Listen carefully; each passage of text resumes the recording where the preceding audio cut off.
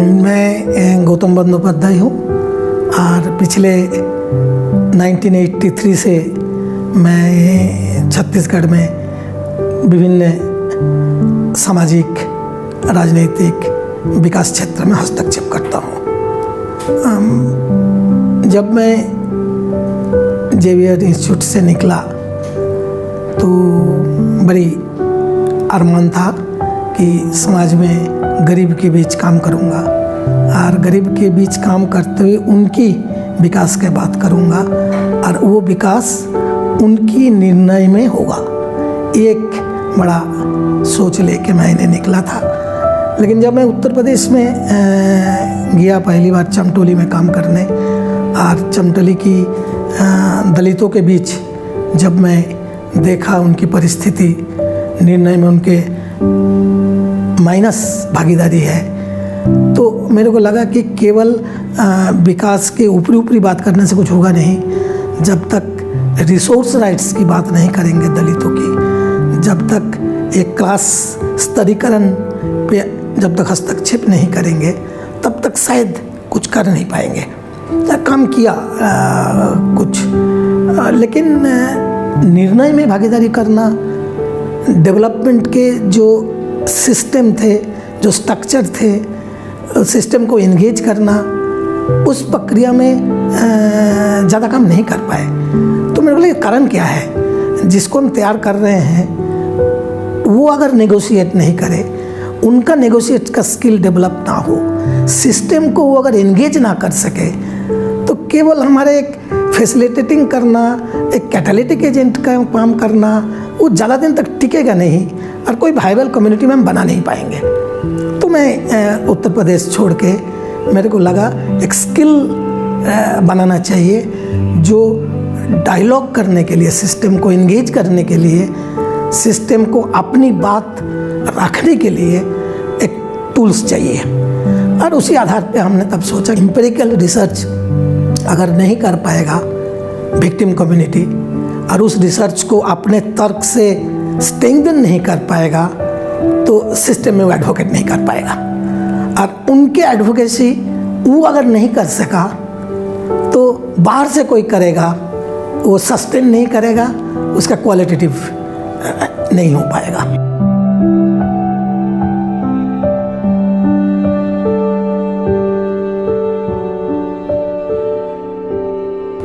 तो ऐसे बहुत सारे छोटे छोटे कम्युनिटी में जब हम काम कर रहे थे तो एंगेज तो किया। बड़े रूप से अगर हम देखेंगे तो world bank forestry project, world bank supported project था मध्य प्रदेश में, अविभाजित मध्य प्रदेश में, और प्रोटेक्टेड एरियाज़ में, बायोडाइवर्सिटी इलाका में उन्होंने लोगों को प्रोटेक्टेड एरियाज से बाहर रखने की बात कर रहा था। तो मेरे को लगा कि बड़े रूप से पूरे देश में 625 प्रोटेक्टेड एरियाज़ हैं और इस प्रोटेक्टेड एरियाज़ में अलग अलग तरह के प्रोटेक्टेड एरियाज़ में छत्तीसगढ़ में और मध्य प्रदेश में, अविभाजित मध्य प्रदेश में उस समय 38 प्रोटेक्टेड एरियाज़ था, इंक्लूडिंग 12 नेशनल पार्क। उस इलाका में अगर बायोडाइवर्सिटी के नाम पर लोगों को हटा दिया जाए तो मेरे को लगा कि वाइल्ड लाइफ के लिए नुकसानदायक है, फॉरेस्ट के लिए भी नुकसानदायक है और कम्युनिटी के लिए भी नुकसानदायक है। कोर जोन से हटाएंगे, लोगों को बफर से हटाएंगे, और सेंचुरी, वाइल्ड लाइफ सेंचुरी में व नेशनल पार्क में इनका कोई से नहीं होगा व इनका रहने के कोई हक नहीं होगा। अगर अब उस प्रक्रिया में हमको बहुत सारे लोगों ने हमने मदद किया।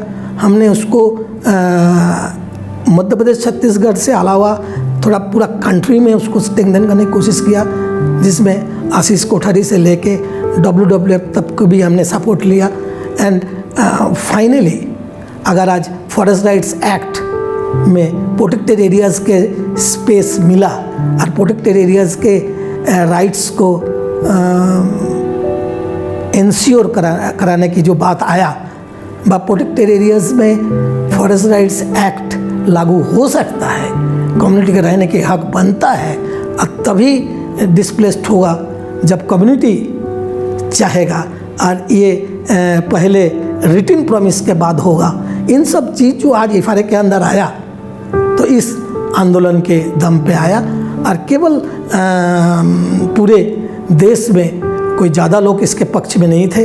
वाइल्ड लाइफ लॉबी बहुत स्ट्रांग था, लेकिन लाइवलीहुड के दृष्टिकोण से, ट्राइबल राइट्स के दृष्टिकोण से, और इसको मैं ये कहना चाहता हूँ जे फॉरेस्ट को अगर बचाना होगा, वाइल्ड लाइफ को अगर बचाना होगा तो कम्युनिटी के अंदर रहना होगा, और तभी एक सोच के दायरे ही बदलना होगा। अगर हम यहाँ से दायरा शुरू करेंगे जो लोग वाइल्ड लाइफ इलाका में नहीं रह सकता तो कोई रास्ता नहीं बनता। तो हमने इस अंदाज से स्ट्रेंथन करने की कोशिश किया जो symbiotic relation still exist, it may be faded but not erased, तो लेट अस प्रूव दैट। इसी कॉन्टेक्स्ट से हमने जन वन और वन्य प्राणी साथ रह सकता है, इस पर प्रोटेक्टेड एरियाज़ की वाइल्ड लाइफ प्रोटेक्शन एक्ट को हमने चैलेंज किया और कम्युनिटी इस प्रोसेस में बार्गेन किया। पूरे छत्तीसगढ़ में एक तो जब तक प्रोटेक्टेड एरियाज़ में हम काम कर रहे थे तो उसका वॉइस उतना मजबूत नहीं हो रहा था, बढ़ नहीं रहा था, बार्गेन करने की उनकी कैपेसिटी डेवलप नहीं हो रहा था। सीता नदी अभयारण्य में काम किया, कान्हा नेशनल पार्क में काम किया, उदंती सेंचुरीज पे काम किया। ये 3 जगह में काम करते हुए जो हमारे अनुभव बढ़ा उसको हमने एक्सटेंड किया। कुनो नेशनल पार्क से लेके करीब 18-20 सेंचुरी नेशनल पार्क में जब हम इसको फैला सका, कम्युनिटी को हमने समझा सका, तो एक बड़ा वॉल्यूम बना, और उस वॉल्यूम से मध्य प्रदेश फॉरेस्ट्री प्रोजेक्ट को हमने रोक पाया। That's the history in the world bank withdraw किया फॉरेस्ट्री प्रोजेक्ट से 247 करोड़ उन्होंने होल्ड किया।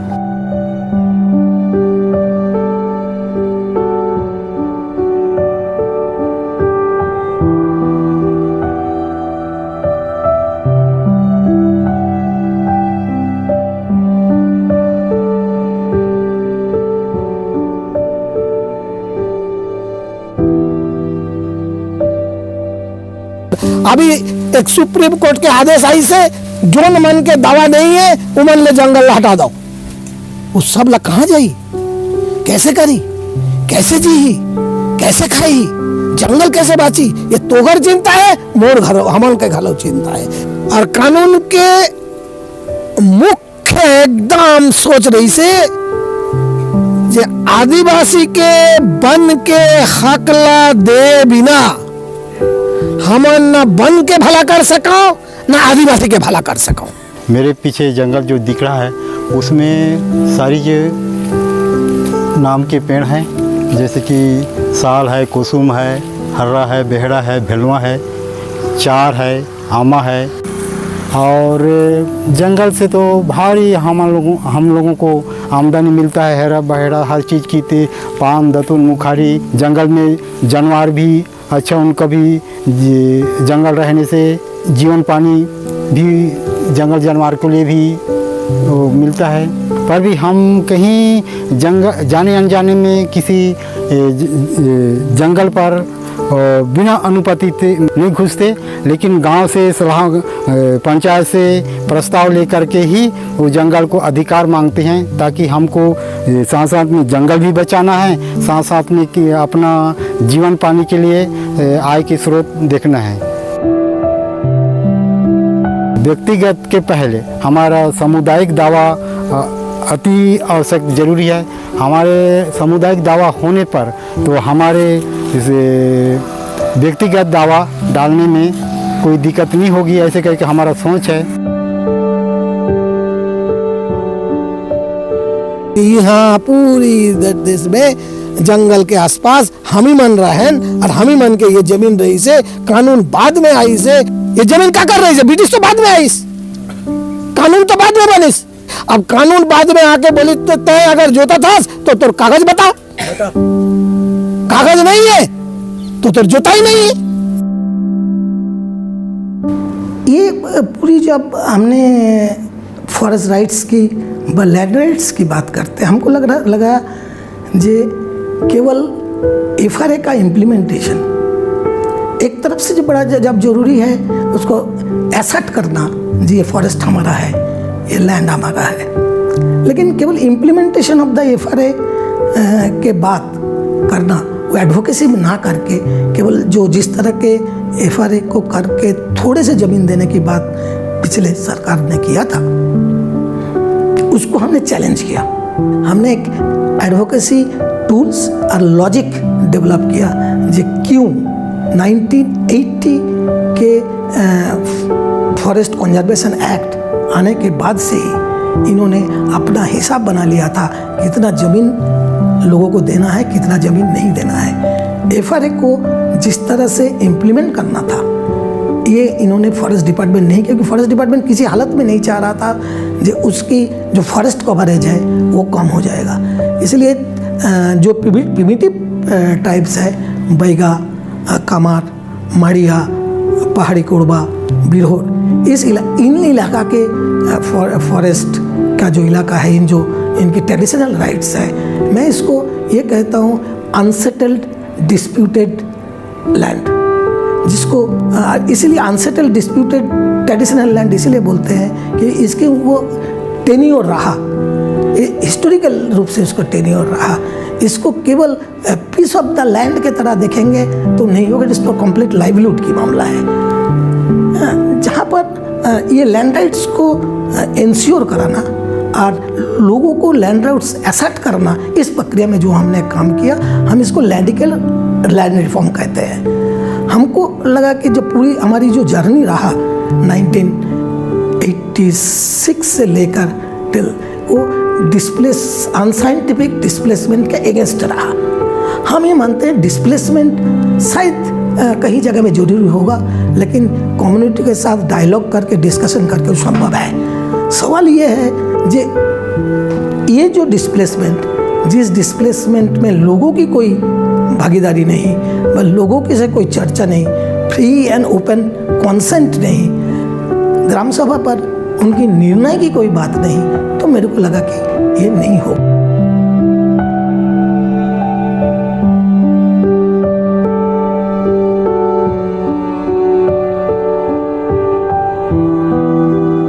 बड़े रूप से छत्तीसगढ़ में स्पंज आयरन फैक्ट्री राज्य बनने के बाद लगा, विभिन्न कारणों से, कुछ चाइना में ओलंपिक के कारण होगा, तो पूरी गांव-गांव में फैक्ट्री को ले जाना, फैक्ट्री को इंडस्ट्रियल एस्टेट से बाहर लेके जाना, गांव में स्पंज आयरन का फैक्ट्री लगाना, और उससे जो पॉल्यूशन पैदा होने लगा, उससे पूरे छत्तीसगढ़ के, खास करके रायपुर के पॉल्यूशन रेट बढ़ गया। रायपुर छत्तीसगढ़ के देश के प्रथम पॉल्यूटेड शहर के रूप में लोकसभा में चर्चा हुआ। तो हमें लगा कि इसको अगर रोकना होगा तो एक नए कॉन्सेप्ट की बात करना होगा, जे फैक्ट्री जो है वो पॉल्यूटेड फैक्ट्री गांव में नहीं होगा। इसलिए करीब करीब 3 फैक्ट्री को जो है लोगों ने रोका, चोरेंगा, काठिया, बेमता, सांकरा। और इस पूरी प्रक्रिया में एक स्टेट को समझ में आया कि अगर फैक्ट्री को गांव में ले जाएंगे तो लोग इसका विरोध करेगा। ये जो लोगों के व्यूज़ सामने आया, ये हमारे संगठन थे नदी घाटी मोर्चा, जिसके चलते, लेकिन इस प्रक्रिया में पूरे देश भर के लोगों को हमने समर्थन मिला।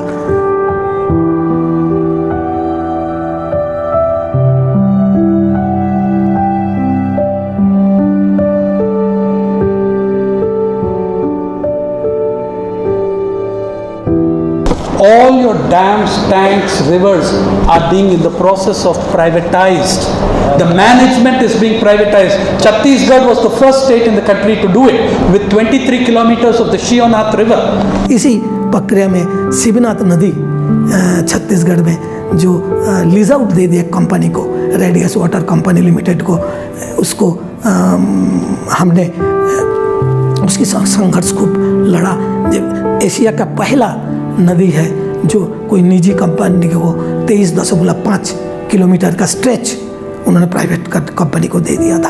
हमें लगा कि ये इतनी बड़ी अन्याय है। वाटर एक रिवर कॉमन्स है, आज भी लोग विश्वास नहीं करता। मेरे माँ विश्वास नहीं करता, नदी बेच कैसे सकता है, नदी किसी को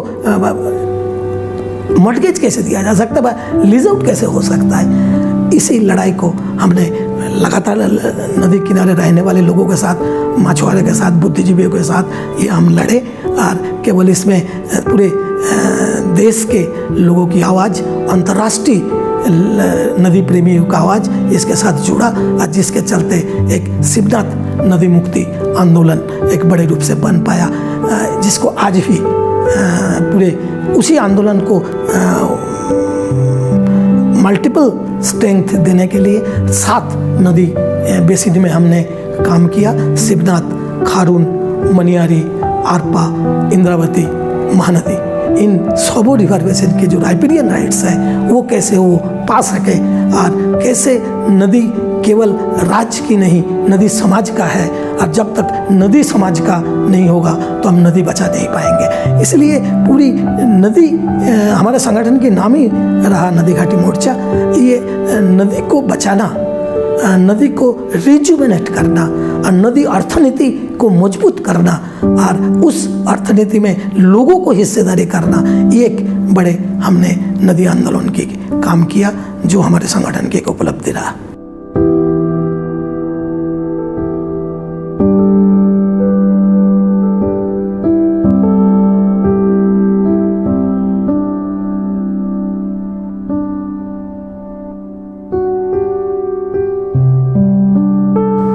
राइट टू एजुकेशन एक्ट 2009 जब आया, उसमें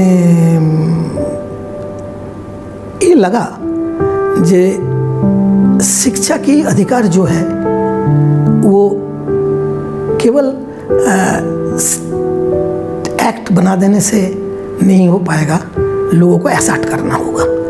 और ये प्रक्रिया अर्बन इलाका में थोड़ा लोक शिक्षा के प्रति ज़्यादा जरूर रुचि था, स्कूल में जाना आना, लेकिन छत्तीसगढ़ के आदिवासी इलाके में जहाँ 36% ट्राइबल है और ऐसे प्रिमिटिव इलाका में जहाँ लोग स्कूल के मतलब ही केवल था कि मिड डे मील हम खा सके, वही उनकी न्यूट्रियस फूड भी है पीरियड्स के साथ। तो हमें लगा स्कूल को अगर लोगों तक ले जाना होगा और स्कूल एक डेमोक्रेटिक इंस्टीट्यूशंस है, इनको लोग जब तक इनको एहसास नहीं करेगा तब तक ही होगा नहीं। और उसी कॉन्टेस्ट में हमने पूरे छत्तीसगढ़ के 720 स्कूल में काम करने की शुरू किया और हमें लगा जे स्कूल के अंदर एक किस्म के काम होना चाहिए और स्कूल के बाहर एक किस्म का काम होना चाहिए। दोनों जगह में अगर लर्निंग एनवायरनमेंट नहीं होगा with in the school and outside the school और उस पर कम्युनिटी मॉनिटरिंग नहीं होगा तो स्कूल लोग ऐसा नहीं करेगा। इसलिए स्कूल मैनेजमेंट कमेटी जो था, स्कूल मैनेजमेंट कमेटी स्ट्रेंथन करना, स्कूल के अंदर एक अलग किस्म के लर्निंग एनवायरनमेंट डेवलप करना, टीचर के साथ इंटरेक्ट करना और स्कूल के बाहर कम्युनिटी को रिस्पॉन्सिबल बनाना बेटर एजुकेशन के लिए। इसलिए हमने आट्टी मित्र बनाया था और आट्टी मित्र आज भी है। 3000 आट्टी मित्र राइट टू एजुकेशन मित्र बनाए जो ऑफ टाइम के अलावा भी रिमेडियल टीचिंग के साथ साथ एक कम्युनिटी में लोगों को, खास करके विशेष करके महिलाओं को शिक्षा के साथ जोड़ना और स्कूल के प्रति जवाबदारी बनाना, ये प्रक्रिया हमने काम किया। इन प्रक्रिया में भी अगर हम देखें तो एक माहौल तो बना, ड्रॉप आउट्स को हमने रोक पाया, हमने स्कूल एनरोलमेंट को बढ़ा पाया। हमारे पूरे आइडिया यही था बच्चा स्कूल में रुके, टिके और सीखे। इन तीनों चीज़ों पे केवल टीचर्स के नहीं कम्युनिटी की भी एक बड़ी भूमिका है। इसलिए इस प्रक्रिया को हमने बहुत स्ट्रेंथन कराया। स्कूल को मैं अपने विचार से एक मंदिर की तरह देखता हूँ। जिस हिसाब से जैसे कि गांव वाले एक मंदिर को जैसे पूजते हैं उस हिसाब से मैं भी पूजता हूँ। और मैं एसएमसी का अध्यक्ष बनने का मेरा इच्छा बहुत था कि मैं अपने स्कूल की जो स्थिति है उसको सुधार सकूँ, मैं देख सकूँ शासन से जो योजना है मैं उसको ला सकूँ और बच्चों की शैक्षणिक गुणवत्ता में भी कुछ सुधार हो सके, जो बुनियादी सुविधाएं हैं उसमें भी कुछ सुधार हो सके।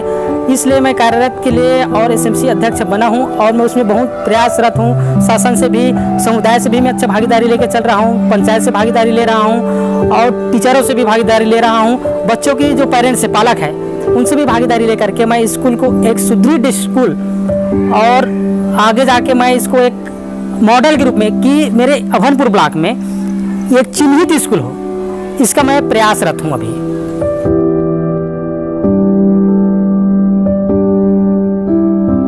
मेरा नाम विजयलक्ष्मी ठाकुर है। मैं आमापारा काली तालाब में रहवासी थी। हम लोगों को स्मार्ट सिटी, झूठी स्मार्ट सिटी बोल के हम लोगों को यहाँ से विस्थापन दिया गया भाटा गांव में भेजने के बाद हम लोग को इतनी दिक्कतें हैं, इतनी परेशानियां हैं जिसका कोई सुनने वाला नहीं है। घर में पानी का सीपेज आ रहा है, गंदा नाली का, सेप्टिक का गंदा पानी, सेप्टिक का स्वच्छ भारत बोल रहे के है, लेकिन हमारे घर में सेप्टिक का गंदा पानी घुस रहा है, उसको देखने वाला कोई नहीं है। दूसरी बात, जानवर कुत्ते मर रहे हैं, उनके वजह से जो बीमारी फैल रही है उसका रख रखाव, उसका प्रॉब्लम का कोई सॉल्यूशन नहीं है। वहाँ पे महिलाएं अधिकतर, वहाँ 80% महिलाएं, कामकाजी महिलाएं यहाँ थी, क्योंकि यहाँ व्यवसाय था हमारे लिए। हम यहाँ कोई धनिया मिर्ची बेच के अपना जीवन चला रहे थे, कोई सब्जी बेच के जीवन चला रहे थे, कोई चाय का ठेला लगा रहे थे, या कोई गुपचुप, जो भी व्यवसाय, हमको यहाँ वेंडिंग करके अपना जीवन यापन कर रहे हैं। अब उसमें क्या हुआ, अब महिलाएं कैसे आएगी इतने दूर? स्ट्रीट वेंडर्स एक्ट 2014 यूपीए सरकार लास्ट जाते जाते 3 दिन पहले उसको पास कराया, और बहुत ही महत्वपूर्ण एक्ट था। जिस तेजी से अनएम्प्लॉयड बढ़ रहा है, जिस तेजी से देश में रिसोर्सलेसनेस बढ़ रहा था, जिस तेजी से डिस्प्लेसमेंट और माइग्रेशन हो रहा था, और सिटी सेंटर्ड डेवलपमेंट को रिकॉग्नाइज बनते चले जा रहा था, तो दूसरे लोगों के पास कोई ऑप्शन ही नहीं था विदाउट हॉकिंग। तो हॉकिंग के संख्या जो जिस तरह बढ़ रहा है, मैंने इवन द नेशनल डाटा भी कहता है कि कोई भी सिटी में 2.5% हॉकिंग है ही। और जो आमतौर पर हम देखते हैं छत्तीसगढ़ में भी स्मार्ट सिटी के नाम पर लोगों को हटाना और लोगों को एविक्ट करना, लोगों की जो छोटा से बेसिक राइट्स है 3x3 ठेला लगाने की, वो भी अगर आप छीन ले तो उसको क्या करेगा? ये लोग जो बैठते हैं, it's a basically common land है, कॉमन प्रॉपर्टी रिसोर्सेस इलाका है, रोड साइड के किनारे होगा, ये कहीं कॉमन इलाका है। आज जो सिटी में जो प्रेशर है वो कॉमन प्रॉपर्टी रिसोर्सेज व अर्बन कॉमन लैंड्स के क्राइसिस है। ये जो जहाँ स्लम के बच्चे खेलते थे, आज वह रियल इस्टेट बन रहा है। तो तालाब जो था वो तालाब पट के वो रियल इस्टेट के माफियाज के पास जा रहा है। सिटी स्मार्ट बनाना तभी होगा जब सबको जीने की हक होगा, सबकी खुशहाली करने की हक होगा।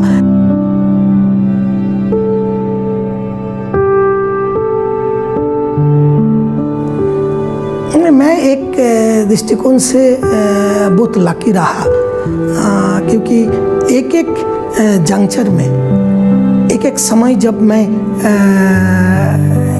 टालमटोल हो रहा था, जब मैं मेरा नीज सेकिंग हो रहा था, उस समय कोई ना कोई व्यक्ति हमें मिला जो उस समय हमको नीज को स्ट्रेंथन करने में मदद मिला।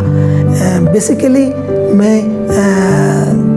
गांधीयन इकोनॉमी में विश्वास करता हूँ, लेकिन मार्क्सियन सोशल एनालिसिस में विश्वास करता हूँ। ये मार्क्स और गांधीयन के जो प्रैक्टिस है, वो प्रैक्टिस मेरे को टिकाए रखने में मदद किया। इस पूरी प्रक्रिया में बहुत बार हमें भी परेशानी हुआ, बहुत बार स्टेट हमारे रेडिकल लैंड रिफॉर्म की बात, स्टेट हमारे कम्युनिटी स्ट्रेंथनिंग की बात, सिस्टम को चैलेंज करने की बात, नए इंस्टीट्यूशन डेवलप करने की बात, जब चीज़ करता हूँ तो सरकार बहुत बार हमारे ऊपर अलग अलग तरीके से अरविंदा साइको टेरर तक कोशिश किया। ऑफिस को 2 बार तोड़ दिया 2009 से 12 के बीच।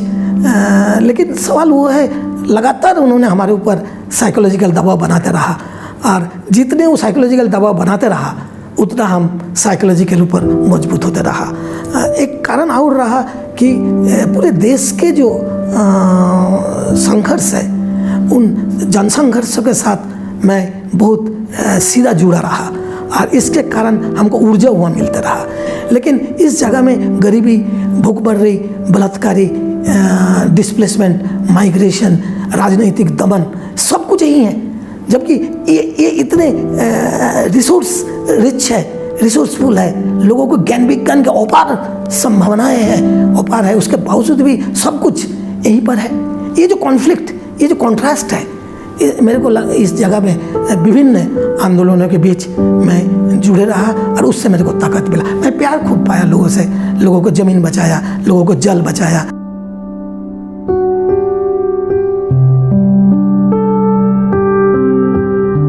ये जो पंचायत इंस्टीट्यूशंस है, इसके अंदर जिस तरह से आज पंचायत रोल काम कर रहा है, ये बदलना होगा। इस पंचायत के अंदर ये मानना होगा जो हर वयस्क को पंचायत में भाग लेना, पंचायत में इशूज एजेंडा तय करना और एजेंडा पे बहस करना और उससे जो एक्शन प्लान निकल रहा है उस एक्शन प्लान को फॉलो करना, ये इंस्टीट्यूशन का काम हुआ। लेकिन इस इंस्टीट्यूशन की जो बुनावट है व ये इंस्टीट्यूशन की जो अपेक्षा है वो केवल इतना नहीं है कि हम एक मीटिंग किया और एक कागज़ लेके हम वीडियो को दे दिया। हमको कहना है कि इंस्टीट्यूट को रिजुवेनेट करना होगा, इंस्टीट्यूट के अंदर जान डालना होगा। अगर इंस्टीट्यूट को डल हम ऐसे ही रख दे, जो आज वेस्टेड इंटरेस्ट के 2-4 लोग इंस्टीट्यूट के अपने लिए यूज़ कर रहा है, इवन बहुत जगह में स्टेट इस इंस्टीट्यूट को यूज़ किया है रिसोर्स लेने के लिए व बहुत सारे निर्णय को डाइवर्ट करने के लिए। आदिवासी पंचायत 87 का पंचायत होते हैं, 36 की पंचायत होते हैं, 24 की पंचायत होते हैं, वो आज खत्म हो गया है। सरकारी पंचायत आने के कारण, सरकारी सभा ग्राम सभा आने के कारण जो आदिवासियों की जो पंचायत था, जो मेजर डिसीजन मेकिंग इंस्टीट्यूशन थे, वो खत्म हो गया है। अब इवन द अर्बन इलाका में आप देखेंगे रेसिडेंस वेलफेयर एसोसिएशंस वो आज एक्टिव है, पार्षद उतना एक्टिव नहीं है, मोहल्ला सभा एक्टिव नहीं है। तो मतलब नए नए इंस्टीट्यूशन आ रहा है, उसको स्पेस देना और वो डेमोक्रेटिक है कि नहीं वो देखना, वो जेंडर बायस्ड ना हो उनको देखना, वो पावर इक्वेशंस की मुद्दा है और वो पावर ऑफ इक्वेशंस सबके अंदर अगर वो पावर फैले नहीं और पावर सेंट्रलाइज्ड हो जाए तो बड़ी खतरा है। आज लोकतंत्र की ये खतरा है। संघर्ष और निर्माण दोनों एक दूसरे को परिपूरक होना चाहिए। संघर्ष करेंगे बेहतर निर्माण के लिए, निर्माण करेंगे बेहतर संघर्ष के लिए। तो संघर्ष और निर्माण दोनों साथ साथ अगर चलेगा तो एक अंदर में भी एक संघर्ष होगा और बाहर में भी एक संघर्ष होगा जो नए इंस्टीट्यूशन बनाने में मदद करेगा।